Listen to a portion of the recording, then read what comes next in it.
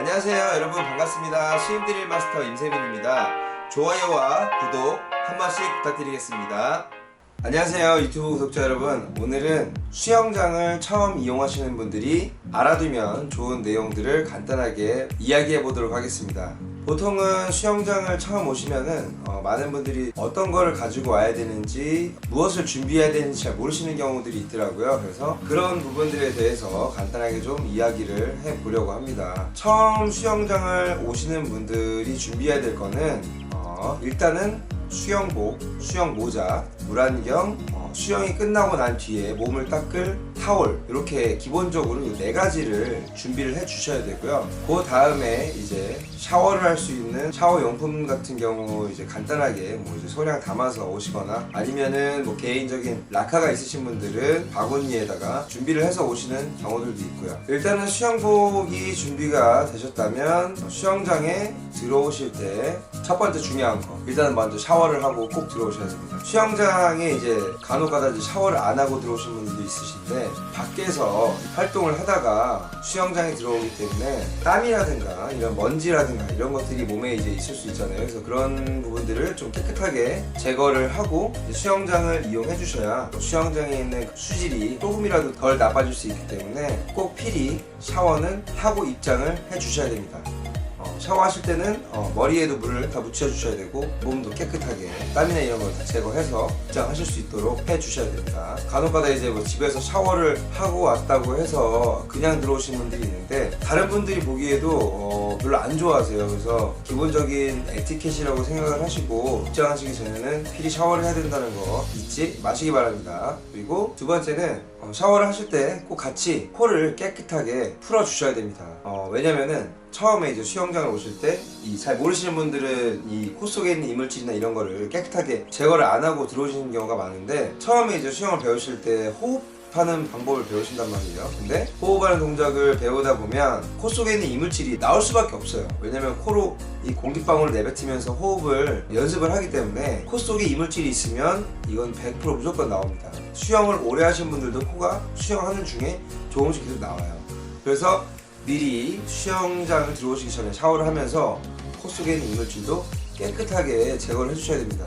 왜냐면 이제 호흡을 하다가 나도 모르게 올라왔는데 이 코가 매달려 있는 경우가 종종 있어요. 그러면 선생님도 얘기하기가 굉장히 좀 민망한 부분이 있을 수 있고, 듣는 사람도 굉장히 민망하겠죠.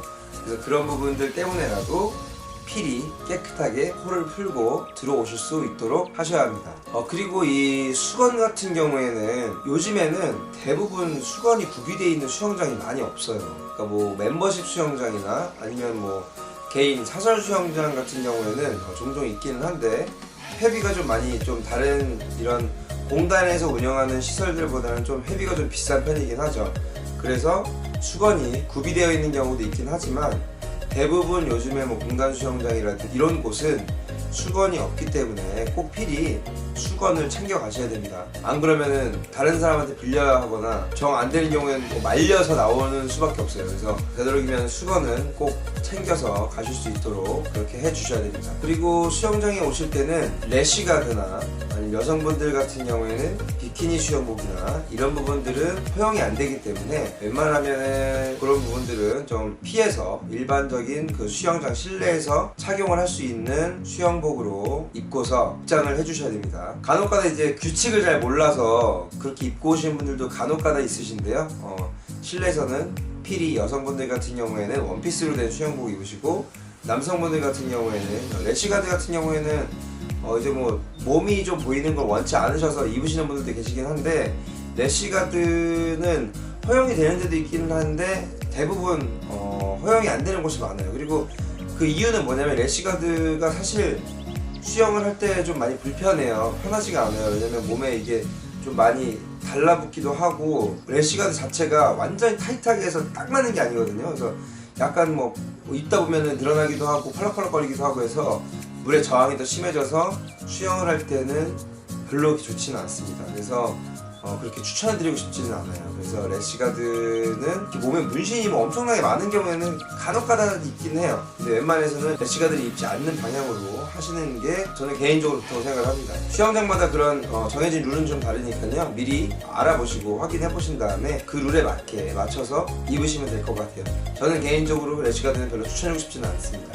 수영장 가실 때 이 정도만 기본적으로 알고 가시면은 이용하시는 데는 크게 문제나 이런 건 없으실 거예요. 그래서 제가 말씀드린 내용만 잘 숙지하셔서 거기에 맞게만 잘 지켜서 수영장 이용하실 때 참고하시면 되겠습니다.